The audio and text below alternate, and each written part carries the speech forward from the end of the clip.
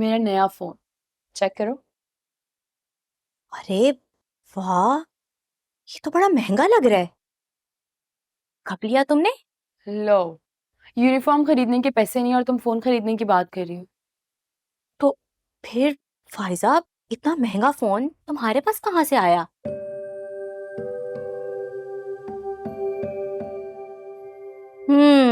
कहीं तुम्हारे उस गाड़ी वाले ने तो नहीं दिया? जी बिल्कुल, उसी ने दिया है।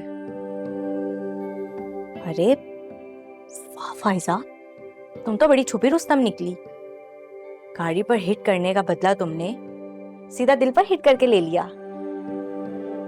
और ये गिफ्ट देने की खास वजह? परसों मेरा बर्थडे है, तुम्हें तो याद ही नहीं रहा, लेकिन उसे याद है। उसने एडवांस गिफ्ट दिया है मुझे। बड़ा दिल वाला है वैसे। हाँ तो वैसे भी कंजूस लोग ना मुझे बहुत जहर लगते हैं। कंजूसों को तो मैं मुंह भी ना लगाऊं। अच्छा, तो क्या तुम उससे मिलने गई थी कहीं बाहर? नहीं नहीं, घर आया था वो, अम्मी के सामने मुझे गिफ्ट देके गया। क्या हो गया? अच्छा। वैसे ये कुछ ज्यादा तुम्हारे पास रहने नहीं लग गई आजकल। ऐसा लग रहा है जैसे तुम इसकी माँ ही बन गई हो। दुआ करो ना ऐसा हो जाए।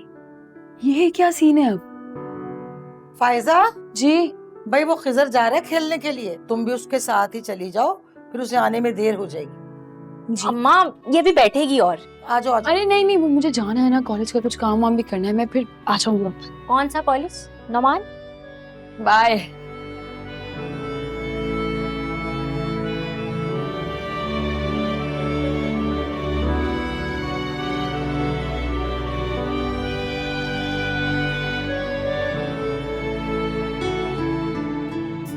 अल्लाह करे मैं इसकी माँ बन जाऊं।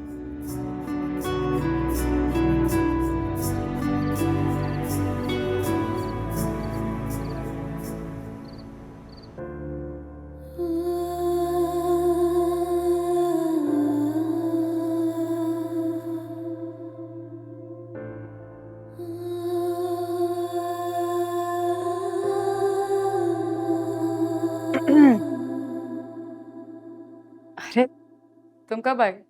मुझे पता ही नहीं चला। हाँ भाई, अब जाहिर है आप साकिब भाई के ख्यालों में खोई हुई थी, तो आपको कैसे पता चलेगा मेरे आने का? अच्छा एक बात बताएं, सच सच बताइएगा, साकिब भाई के जाने से आप उन्हें मिस कर रही है ना? आपको याद आ रही है ना उनकी? ना ही मुझे अब किसी के जाने से कोई फर्क पड़ता है मलिया, और ना ही किसी के आने से।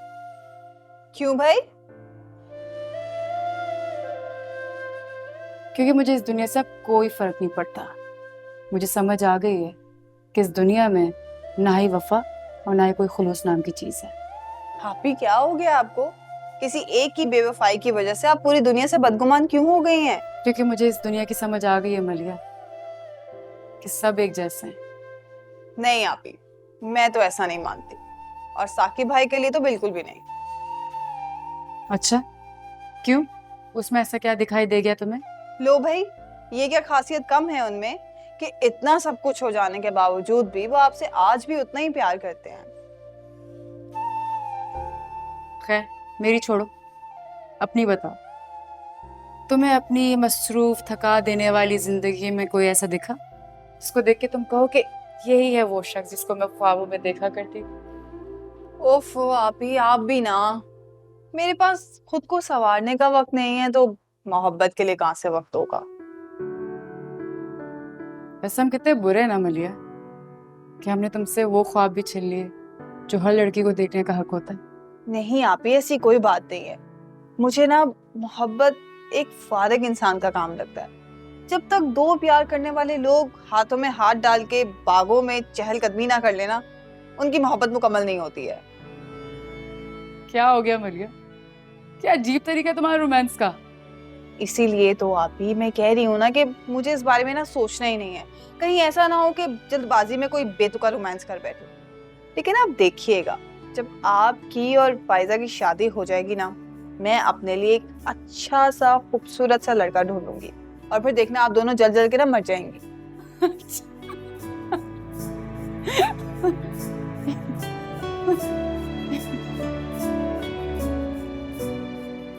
वैसे मलिया, अब्बू के जाने के बाद कितने दिनों के बाद ऐसा हंसे नहीं? हाँ अभी, और इंशाल्लाह हम लोग ऐसे ही हंसते रहेंगे इंशाल्लाह। वाह भाई, इधर बैठ के अकेले अकेले मजे हो रहे और मुझे किसी ने पूछा भी नहीं। बताएं इनको क्या एंजॉय हो रहा था? हम बताते हैं क्या बात हो रही है।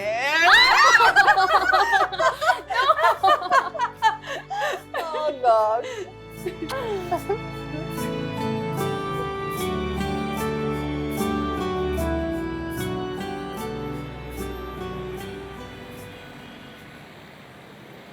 सलमा, मैं बहुत तंग आ चुकी हूँ। करती क्या हो तुम?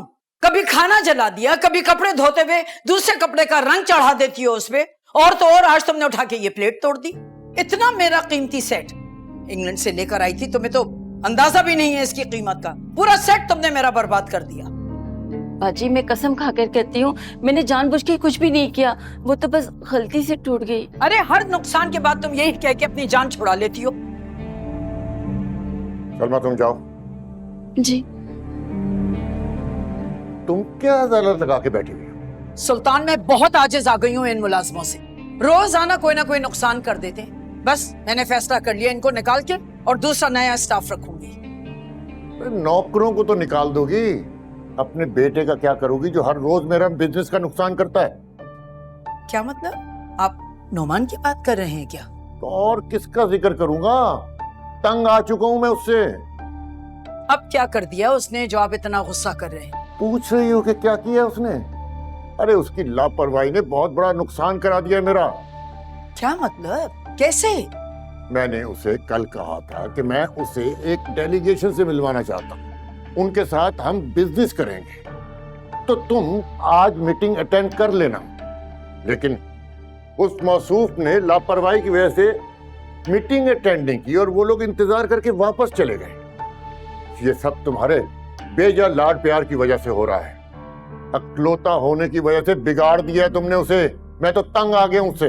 एक बात कहूँ सुल्तान, हमें नोमान की शादी कर देनी चाहिए और वो यकीनन अपनी जिम्मेदारी संभाल लेगा शादी के बाद। शादी? अरे उस लापरवाह शख्स से शादी कौन लड़की करेगी? आपकी भतीजी जारा से। मैं जानती हूँ सुल्तान, नोमान को हमेशा से वो पसंद करती है और शादी के बाद उसको सुधार भी देगी। आप भाईजान से बात तो करके देखिए। बात तो कर लूंगा, लेकिन पता नहीं वो अपनी बेटी देने पर राजी होते भी हैं कि नहीं। अरे क्यों नहीं देंगे? नोमान हमारा इकलौता बेटा है और हमारी सारी जायदाद का वारिस। हाँ, इस गुण के अलावा उसमें कुछ नहीं है। आप बात तो करके देखिए, पहले से ऐसे क्यों बोल रहे हैं? अच्छा, मैं बात कर लूं। फिलहाल तो तुम मुझे चाय पिलवा दो, टेंशन की वजह से सर में दर्द हो रहा है। मैं कमरे में जा रहा हूँ, वहीं भिजवा देना। मुझे यकीन है कि जारा आएगी इस घर में तो नोमान को भी सुधार देगी।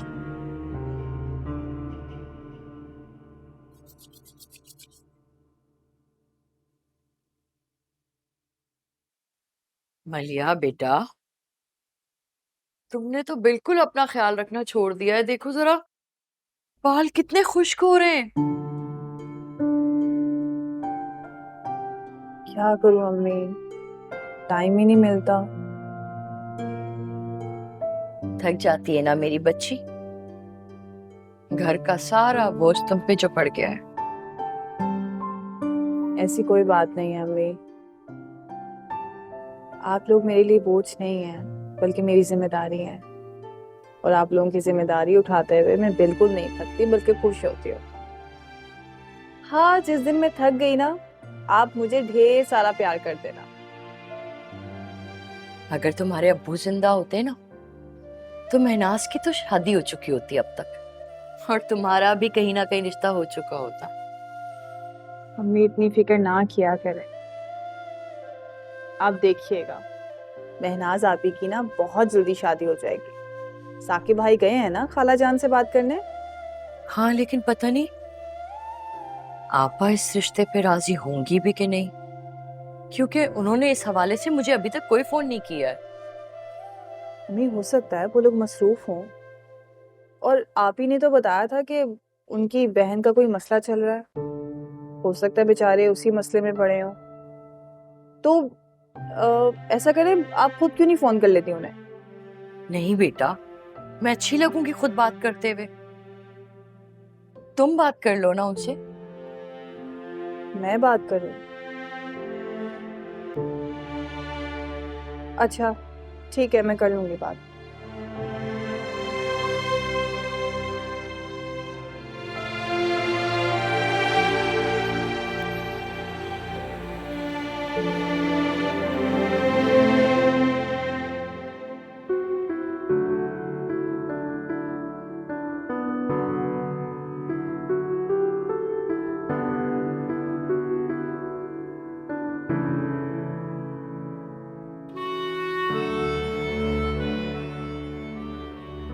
नौमान,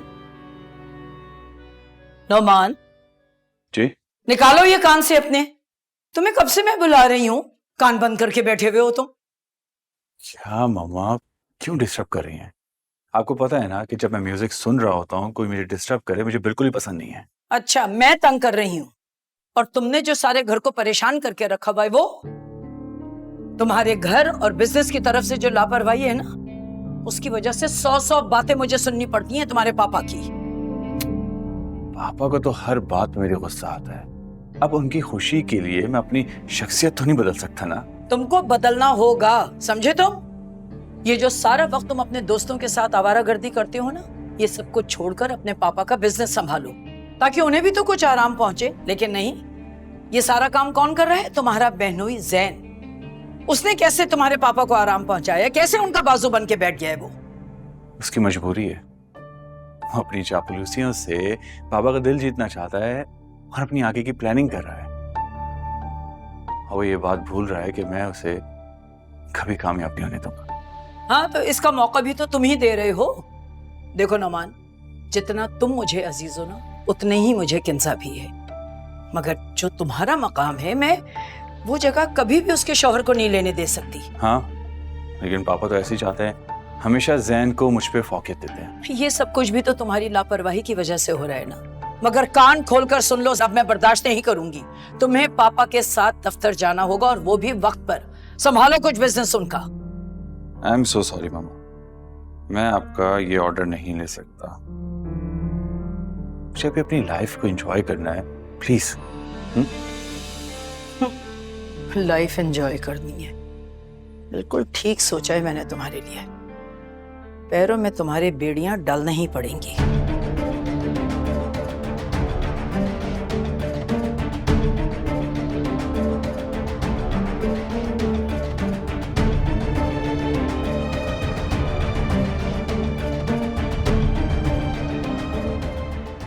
आपने बुलाया? जी वो प्लीज आप बैठे, मुझे आपसे कुछ डिस्कस करना है। मुझे बताइए क्या कहना है आपने। फाहद, आप अच्छी तरह जानते हैं कि हमारे स्कूल के कुछ टीचर्स चले गए हैं, जिसकी वजह से बच्चों की पढ़ाई का बहुत ज़्यादा हर्ज हो रहा है। तो मैं चाहती हूँ कि हम लोग मिलकर कुछ क्लासेस को कवर कर लें। तो इस सिलसिले में मुझे आपकी मदद की ज़रूरत है। आपसे मेरी एक रिक्वेस्ट है कि आप हमारे साथ कोऑपरेट करें प्लीज़। मैं आपके साथ जरूर कोऑपरेट करता अगर मैं यहाँ रुक रहा होता तो।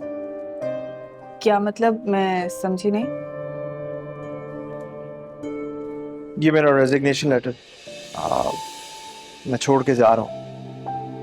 और इस महीने जब तक मैं यहाँ हूँ, आप मुझे बता दें मुझे कौन सी क्लासेस देनी है, मैं आपके साथ कोऑपरेट करूँगा।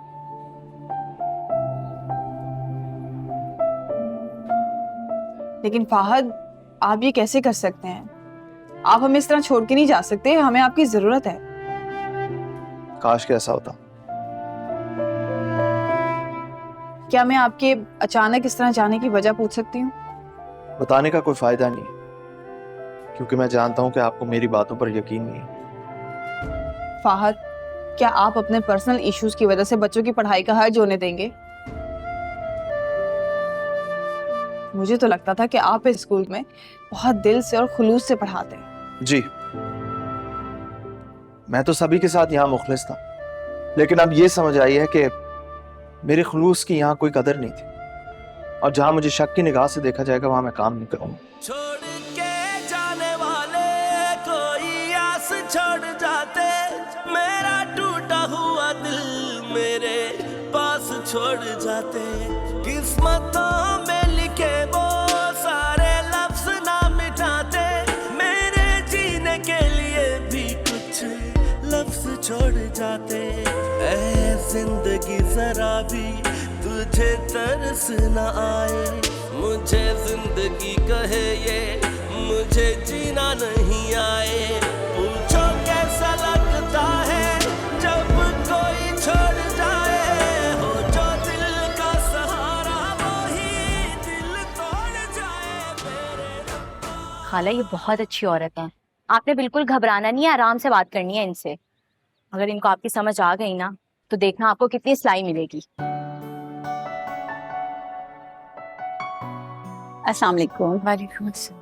कैसे हो बेटा? मैं बिल्कुल ठीक। परवीन बाजी, ये मेरी वही खाला है, खाला कुलसूम। बताया था ना मैंने आपको, ये इतने अच्छे कपड़े सीती हैं, आप एक बार इनसे सिलाई करवा के देखें, आप अपने सारे टेलर्स भूल जाएंगी।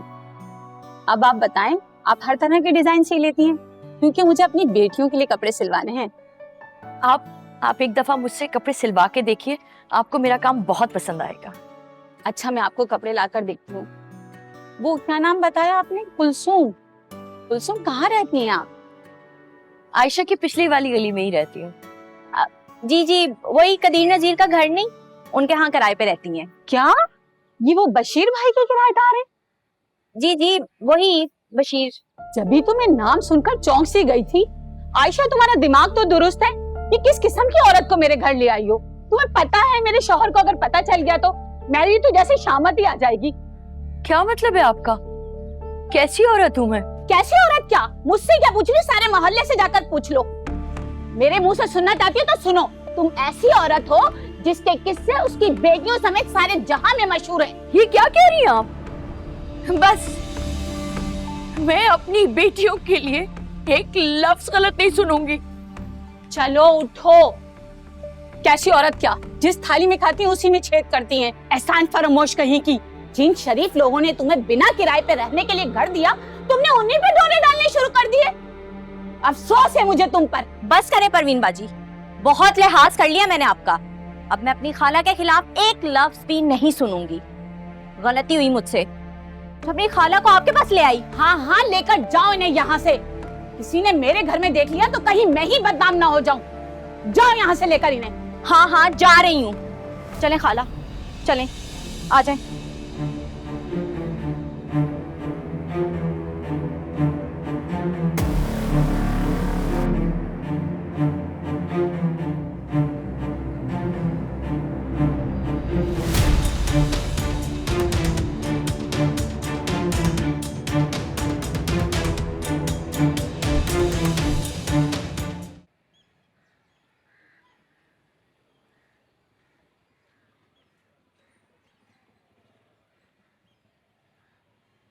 पता नहीं अम्मी कहाँ रह गई, कहीं की रज़ी आंटी से मिलके जल्दी आ जाऊंगी।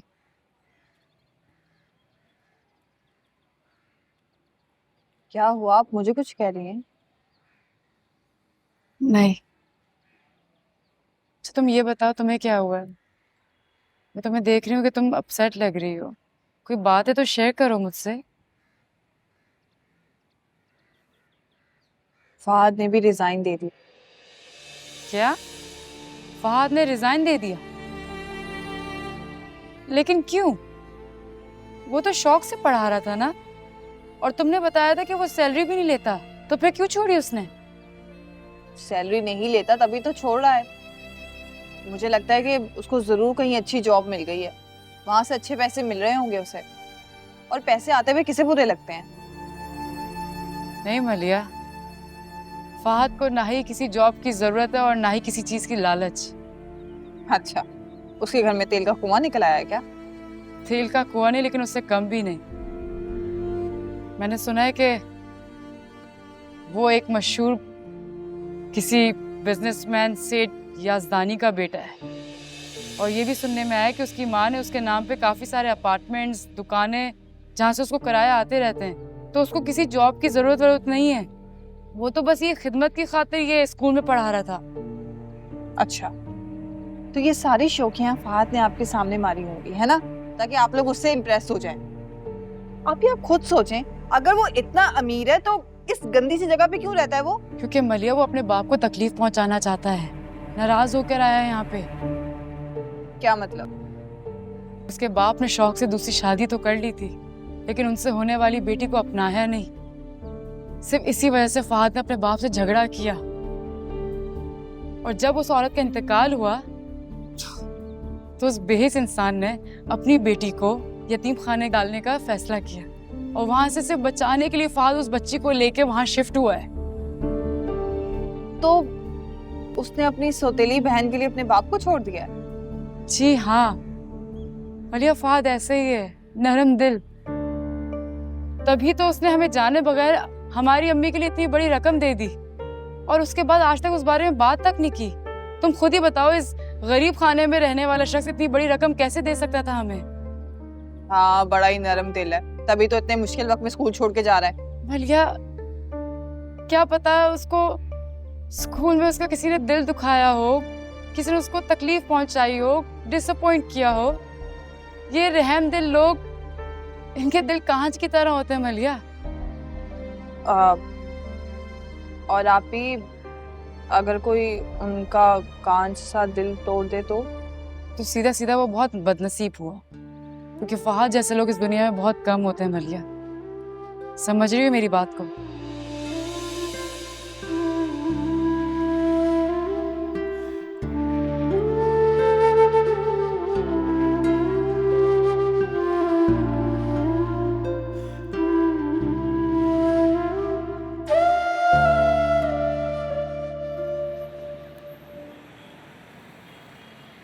मुझे माफ कर दें। अगर मुझे पता होता ना ये परवीन इतनी जलालत करेगी तो मैं आपको कभी वहां ना लेकर जाती। नहीं बेटा, तुम क्यों माफी मांग रही हो? मुझे किसी से कोई शिकायत नहीं है। जब इंसान का वक्त खराब हो तो ऊंट पे बैठे शख्स को भी कुत्ता काट लेता है। मैं तो इस बात का शुक्र अदा कर रही हूँ कि तुम्हारी अम्मा घर पे नहीं है, वरना मैं तो उससे नजरें मिलाने की भी काबिल नहीं थी। आप क्यों किसी से नजरें चुराएंगी?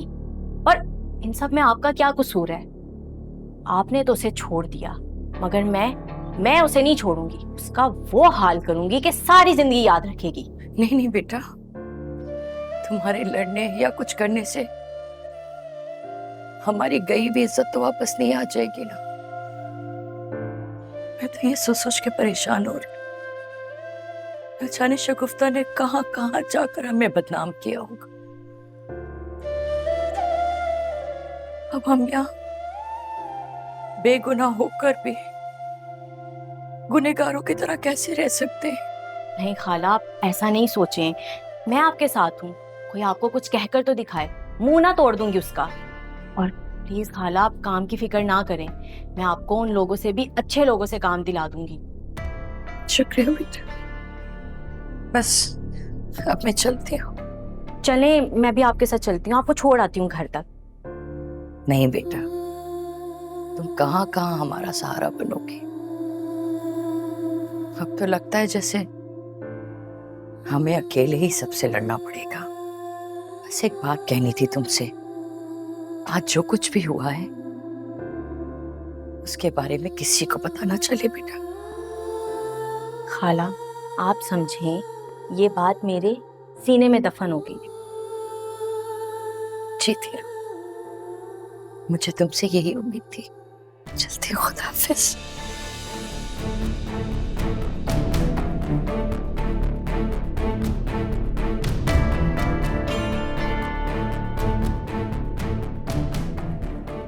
खाला, मुझे माफ कर दें, मगर ये जो सब कुछ हुआ है ना, ये सब मलिहा के किए की सजा है।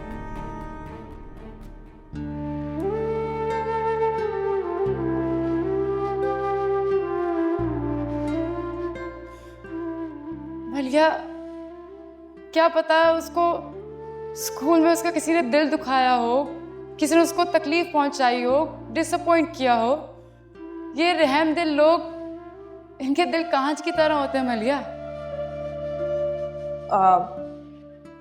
और आप ही अगर कोई उनका कांच सा दिल तोड़ दे तो सीधा सीधा वो बहुत बदनसीब हुआ, क्योंकि फहाद जैसे लोग इस दुनिया में बहुत कम होते हैं मलिया। समझ रही हो मेरी बात को?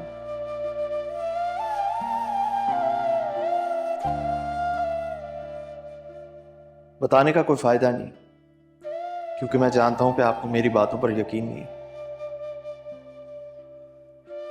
मैं तो सभी के साथ यहां मुखलिस था, लेकिन अब ये समझ आई है कि मेरे खुलूस की यहां कोई कदर नहीं थी, और जहां मुझे शक की निगाह से देखा जाएगा वहां मैं काम नहीं करूंगा। पता है क्या, तुम्हारे सीने में दिल नहीं पत्थर।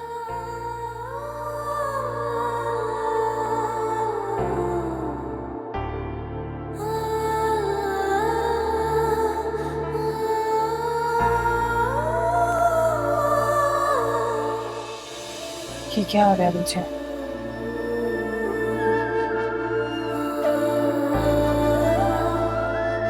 मैं फहद के बारे में इतना क्यों सोच रही हूँ? कहीं मैं भी फहद से प्यार? नहीं नहीं यार, ये नहीं हो सकता। इसका तो सवाल ही पैदा नहीं होगा।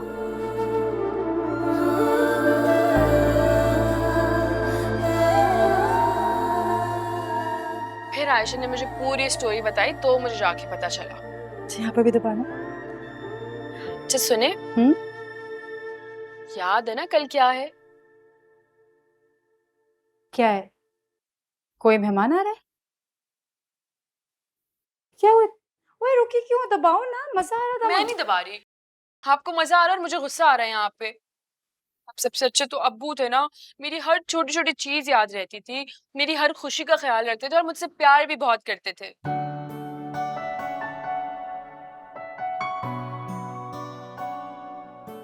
मेरी शहजादी को गुस्सा आ गया? हाँ, गुस्सा आ गया।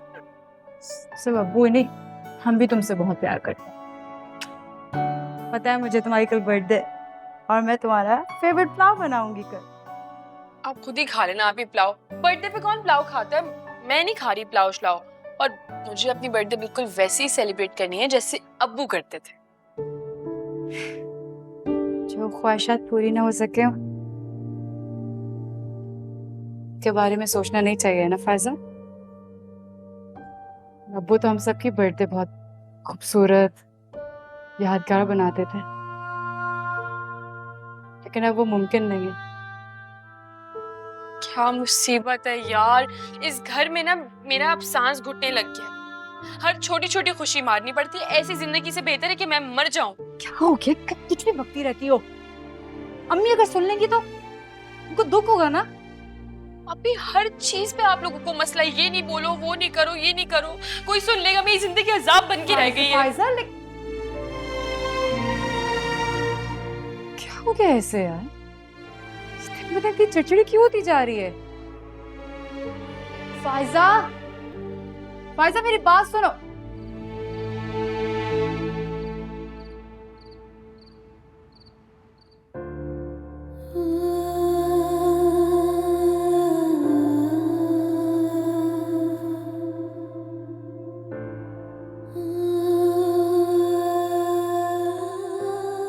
या अल्लाह, मेरे इम्तिहानों को खत्म कर दे, और अगर तूने मेरी आजमाइशों को बढ़ाना ही है तो फिर इसके लिए तू सिर्फ मुझे चुन ले। मेरी बेटियों को इससे बरसबा कर दे अल्लाह। मैं उनकी माँ, उनकी बदनामी बर्दाश्त नहीं कर सकती। मेरे अल्लाह, तू मेरी मदद कर, मेरी बेटियों की हिफाजत कर मेरे अल्लाह, तू मदद कर अल्लाह। मेरे परवरदिगार,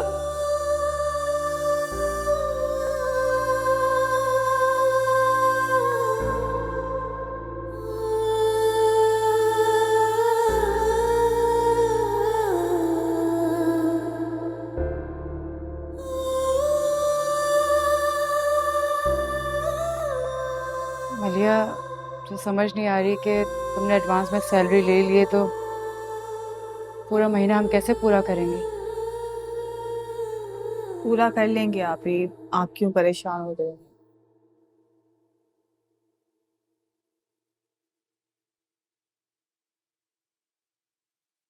एक बात बता, अगर तुमने एडवांस में सैलरी लेनी ही थी तो पूरी लेती ना, आधी क्यों ली? बहुत कंजूस है ना वो, इसीलिए। लेकिन आप क्यों एक ही बात के पीछे बार बार पड़ गई हैं? इसलिए पीछे पड़ गई क्योंकि तुम मुझसे झूठ बोल रही हो। क्या मतलब, मैंने आपसे क्या झूठ बोला है? तुम्हें क्या लगता है मलिया कि अगर तुम मुझे नहीं बताओगे तो मुझे पता नहीं चलेगा ये पैसे तुम्हारे पास कहाँ से आए? जब तुम घर के अंदर एंटर हुई थी ना, मैंने उसी वक्त नोट कर लिया तुम्हारे गले में चेन नहीं है, और मैं उसी वक्त समझ गई थी कि ये पैसे कहाँ से आए। मैं उसी वक्त बोल सकती थी, लेकिन मैं सिर्फ अम्मी की वजह से चुप हो गई थी मलिया। आप ही क्या हो गया है? वो चेन मुझे आप लोगों से ज्यादा अजीज तो नहीं थी ना? और कितनी कुर्बानियां दोगी हमारे लिए? हाँ, मुझे पता है कि तुम्हें वो चेन कितनी अजीज थी। अब्बू से लड़ लड़ के ली थी तुमने वो चेन। कोई बात नहीं आप भी, वो चेन मुझे आप लोगों के सुकून से ज्यादा अजीज नहीं थी। और प्लीज आप ही, आप इतना परेशान ना हो, वरना सबको पता चल जाएगा। आप देखिएगा, अच्छा वक्त भी जरूर आएगा और मैं उससे ज्यादा अच्छी चेन बनवा लूंगी। लेकिन फर्क सिर्फ इतना होगा कि वो चेन अब्बू ने नहीं बनवा के दी होगी। तुम्हें पता है फायजा हमसे नाराज है। नाराज? लेकिन क्यों? कल उसकी सालगिरह है, ना हमें याद रहा और ना हम अच्छे से बना रहे हैं। बस क्या करें आप ही, इतनी टेंशन्स हैं, कुछ याद ही नहीं रहता। हाँ मुझे पता है, लेकिन फायजा कोई ज्यादा खुश नहीं है। क्यों खुश होगी? हमेशा अपनी सालगिरह इतनी धूमधाम से मनाती थी। चलें हम चल के उसको मना लेते हैं। नहीं, अभी तो काफी देर हो गई है, सो गई होगी शायद। सुबह उठ के बना लेंगे, और तुम भी सो जाओ, तुमने भी सुबह जल्दी जाना है। ठीक है, मैं चेंज करके आती हूँ।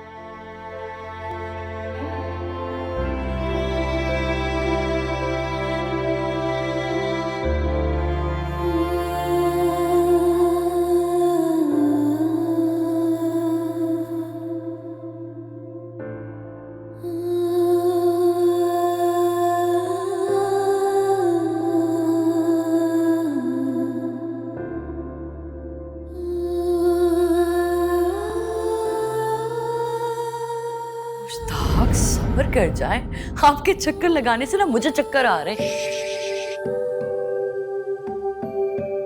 अबू जी क्या हुआ, सब खैरियत तो है? हाँ हाँ सब खैरियत है। क्यों? अब तो आप सो क्यों नहीं रहे हैं कमरे में? भाई मुझे नींद नहीं आ रही थी, इसलिए मैं टहल रहा हूँ। हाँ?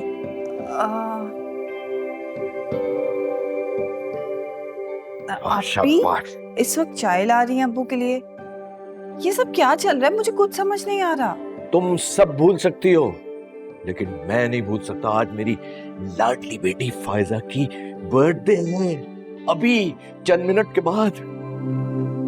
ओह, मैं तो भूल ही गई अब्बू। अच्छा, एक सरप्राइज है, ठहरो।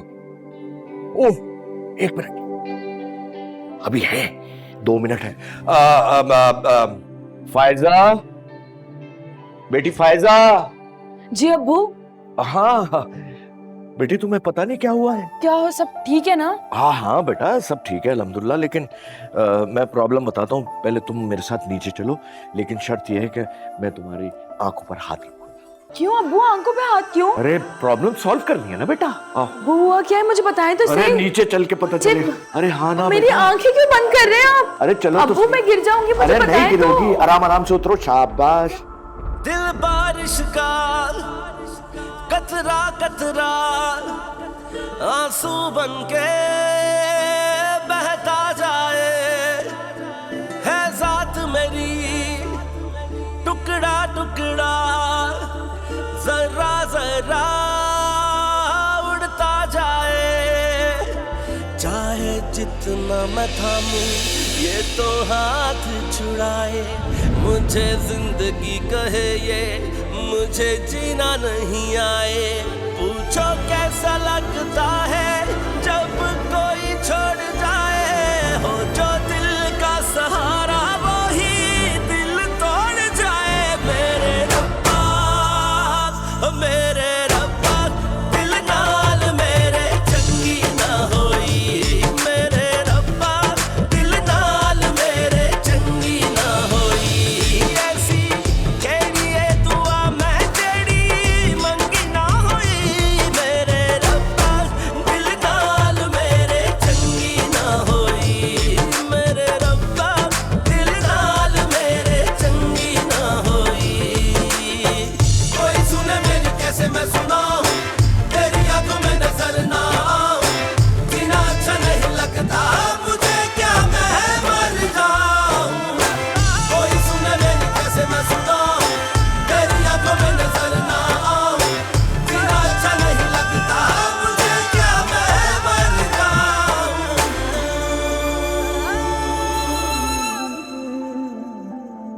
छोड़ के जाने वाले कोई आस छोड़ जाते, मेरा टूटा हुआ दिल मेरे पास छोड़ जाते।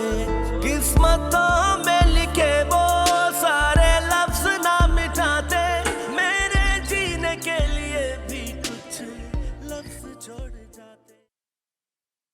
नाश्ता बन गया आप ही? बस 5 मिनट। बस ठीक है, मैं अम्मी को बुला के लाती हूँ। नहीं नहीं नहीं नहीं, वो सो रही है, उनको सोने दो।